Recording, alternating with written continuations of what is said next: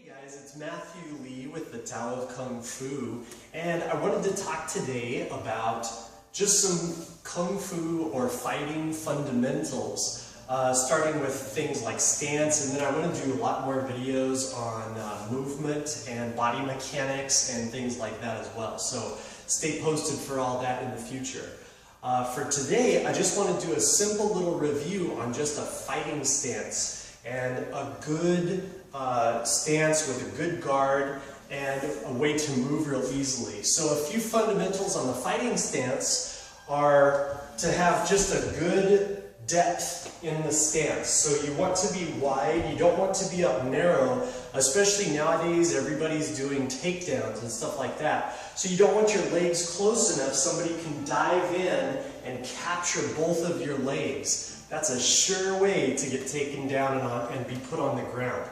And if you're kind of not the biggest person in the world, like myself, I'm only about 155, 160 pounds, it's easy for bigger people to take you down if they get a hold of both legs. You're in big trouble on the ground, because on the ground, technique means a lot, but strength and weight mean a whole lot. So you want to make sure the fight stays where you want it to stay. So you need that good depth, about shoulder width and a half of depth. Then the second thing, as far as our base is concerned, you don't want to be real narrow when you're facing the opponent, like you're on a skateboard collision ready for them, or a snowboard right at them. You're going to be easily off balance to the rear and to the front. So you want to have a little bit of an opening here. I call it a more open stance.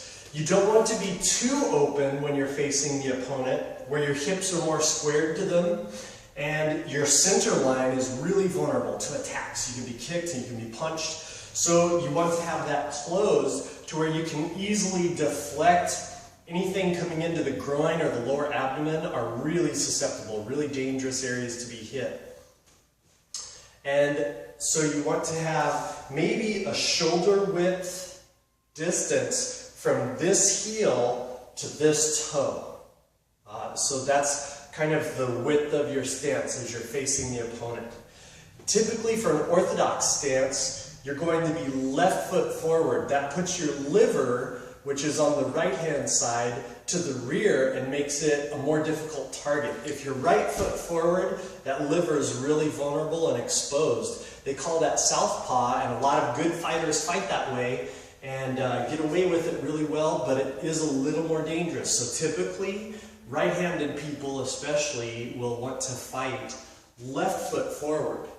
So that way your less coordinated hand has a little bit less further to travel, so it's easier to control and it's easier to get the correct accuracy that you're looking for. The more powerful right hand has a good distance to build up power and all that body mechanics behind it to get some good speed and really lay on the target exactly where you want to hit and be devastating, hopefully.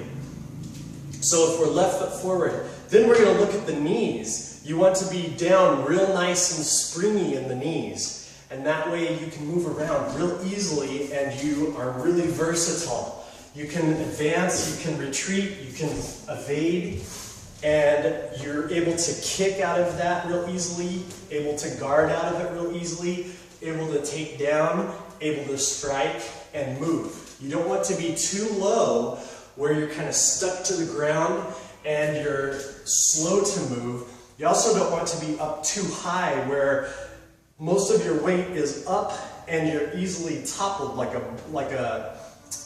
down here you're like a bowling pin, but up here you're like a heavy tree with a huge top, and too strong of a wind is going to topple you. So you want to be nice and centered where you're down in the legs and it's very springy.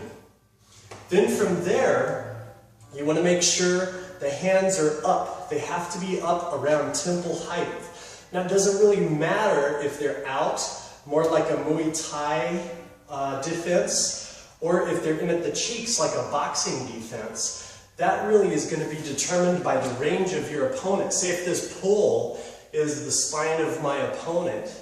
If I'm out here, they're more of a kicking range. I want my hands more out. to where I can be deflecting kicks. I'm going to have a little bit longer time to see things coming in, so I'm going to be able to move my hands accordingly and deflect and evade as I want. But if we get closer range, where we're more like an elbowing range, I want my hands in where I can be deflecting and defending myself, and the elbows straight down so that they can be defending my ribs and hopefully watching out for my kidneys and closing off the center line as well. So that's another really important aspect, is to have the elbows not winged out, but drop down so that you can use those as defense as well.